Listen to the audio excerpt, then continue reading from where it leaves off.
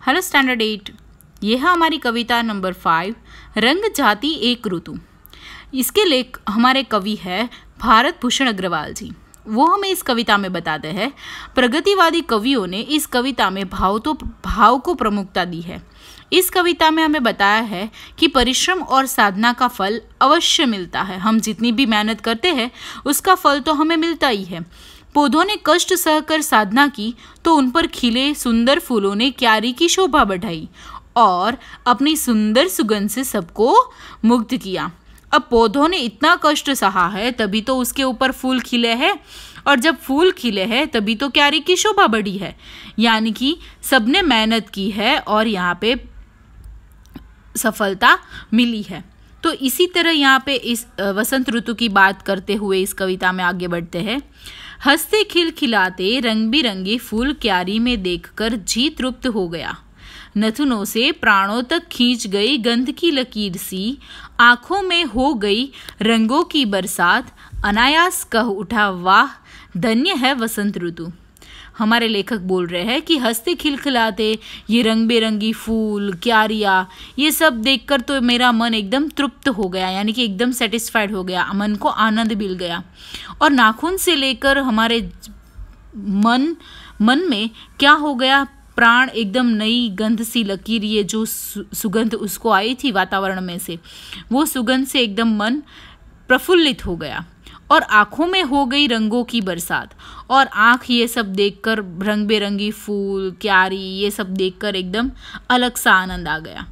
अनायास यानी कि अचानक से ये सब प्रकृति का सौंदर्य देखकर वो बोल उठे वाह धन्य है वसंत ऋतु। अरे धन्य ऋतु है ये, वसंत ऋतु को धन्य है जिसमें ये इतने सारे फ्लावर्स ब्लूम हुए हैं, इतनी सारी अच्छे रंग बिरंगी फ्लावर है, क्यारियाँ है। लौटने को पैर जो बढ़ाए क्यारी के कोने में दुबका एक नन्हा फूल अचानक बोल पड़ा, सुनो एक छोटा सा सत्य तुम्हें सौंपता हूँ। धन्य है वसंत ऋतु, ठीक है, पर उसकी धन्यता उसकी कमाई नहीं, वह हमने रची है, हमने। जैसे ही हमारे कवि वहां से लौटने पर पैर आगे ही बढ़ाए कि उस क्यारी में से एक नन्हा सा फूल बोल उठा, अचानक से बोला कि ये आप ऐसा बोल रहे हैं कि वसंत ऋतु धन्य है, चलो बात ठीक है, पर मैं आपको एक सत्य बताता हूँ कि उसकी धन्यता है वो उसने नहीं कमाई है, वसंत ऋतु ने नहीं कमाई है, वो हमने रची है।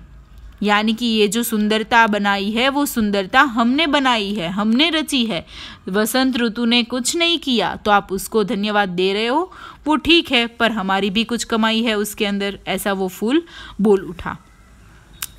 यानी मैंने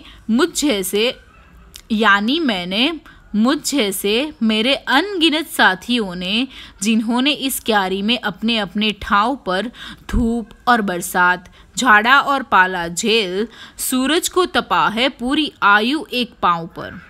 तुमने ऋतु को बखाना, पर क्या कभी पल भर भी तुम उस लो की भी देख सके जिसके बल मैंने और उसने यानी मेरे एक एक साथी ने मिट्टी का अंधेर फोड़ सूरज से आंखें मिलाई हैं।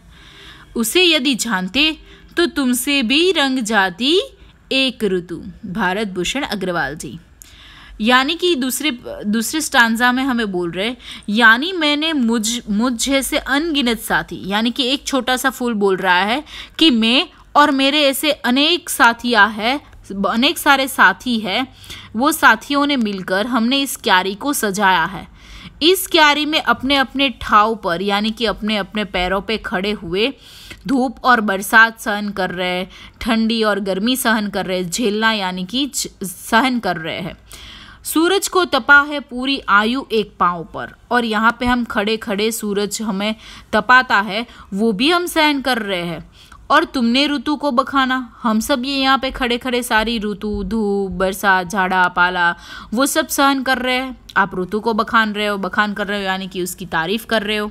पर क्या कभी पल भर भी तुम उस लो की भी देख लो जिसे बल मैंने और इसने यानी कि सबको बोल रही है वो छोटा सा फूल सबको बोल रहा है कि एक पल भर तो ये सोच लो कि उसने ये मेरे अनेक साथियों ने, जो मिट्टी का अंधेरा था, हम जब क्यारी के अंदर थे, मिट्टी का जो अंधेरा था उसको फोड़कर बाहर आए हैं। हम फ्लावर्स ब्लूम हुए हैं, खिलकर बाहर आए हैं अंधेरों को फोड़कर, यानी मिट्टी में से अंधेरा फोड़कर बाहर आए हैं और सूरज से आंखें मिलाई है।